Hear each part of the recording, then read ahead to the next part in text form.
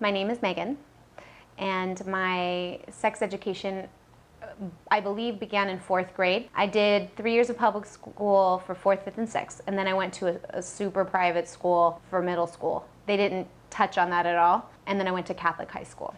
Not crickets. I know for a fact I had some sort of a primer, like a social primer about sex. I knew what sex was, but via peers and like pop culture. And so by the time I got the plastic models of genitalia, by my 4th grade teacher, it was pretty routine, and I wasn't surprised about what we heard. Not a lot about the other important components of sexual behavior, just the pieces and how babies are made. My 4th grade sex education did not include anything about LGBTQ issues. Luckily though, I did get that, but through my exposure to my other activities, like being in the performance world. So, and of course I'm sitting there in class like smugly knowing that men and women are not the only possible pairing, It's like all my friends that were gay. It's like, hey, you're leaving somebody out. But, did I challenge that? No. Did I understand the gravity of that disinclusion? No, but it was not talked about. I think I became interested in sex very early. I was a competitive swimmer for 10 years, and so I spent a lot of time in the pool. And I'm going to tell you guys this story. I was in a pool with jet streams. You see where this is going. And I realized that was my awakening. So I definitely took it upon myself to find as many jet streams as possible for the duration of my swimming career. Discreetly, of course. So pretty young. I think that was 9. I do remember one mortifying conversation with my dad. I was 7. We'd never talked about sex ever. So this was really shocking. My dad turns to me in the car and he goes, "Megan, do you know what sex is?" I said, "Yeah." And he said, "Tell me what it is." And I was so mortified that I had to say it. And I said what it was, it's when a guy sticks his penis in a girl's vagina. I mean, that was my limited definition of it then. And I think I got like approval, like that was a satisfactory answer to him. And it was a completely silent ride the rest of the time to school. And then there was a break, there was me with the water jets, at 9.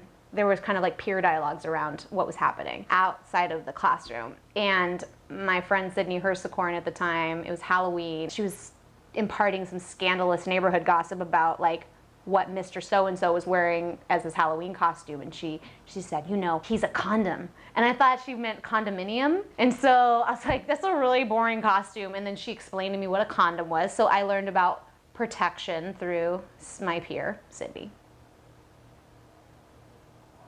I was successfully indoctrinated with that, like at least until I graduated high school. Once I left the trappings of that Catholic environment, the beliefs that didn't really make sense to me kind of fell away. Regarding this idea of abstinence, it made sense to me, but I think it was more driven from like a fear of all of these possible outcomes. It worked for a while, and then other forces took over later, as I kind of like went into college and fell in love for the first time. The shame of me possibly doing something that God Almighty up there was, like not happy about. I think that kind of was also like had a binding effect on me talking about it too. And unfortunately getting accurate information and, The fact that a message I didn't get was how strongly emotionally you can feel around the act, around feeling vulnerable. The shame might tie to feeling so emotional about this thing, but not realizing I had permission to feel emotional about it and that was natural. So if there was any shame, it was around the ferociousness of the emotions it ignited in me and like just not knowing how to place them. Focusing on confidence about a body, focusing more on boundaries, not isolating sex over here to this act that doesn't have anything else to do with the rest of your life. It has everything to do with the rest of your life. It has everything to do with your identity, your social identity. So maybe having it be more like knowing the layers of yourself, exploring the culture of your family, of your environment, knowing how our decisions are being made about sex, this thing that is tied to life and death and everything in between, and not so separated over here.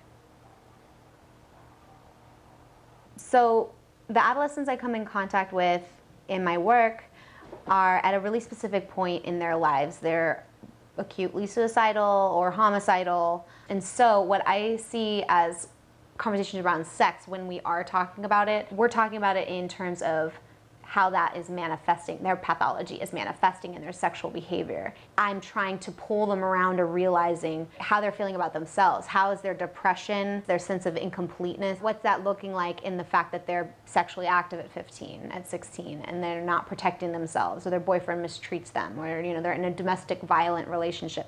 So those conversations are toggled to their sense of self. It scares me because I know that there's so much at risk, and I just try my best to help them connect dots between their choices they're making over here, and again, pulling it into a wider conversation. It's not just sex, it's how you feel about yourself. We need better sex ed because young people need to know that it's okay to feel emotional when you're having sex, and learn how to harness and convey those emotions in a way that doesn't put them at further risk for outcomes that they're not prepared to face.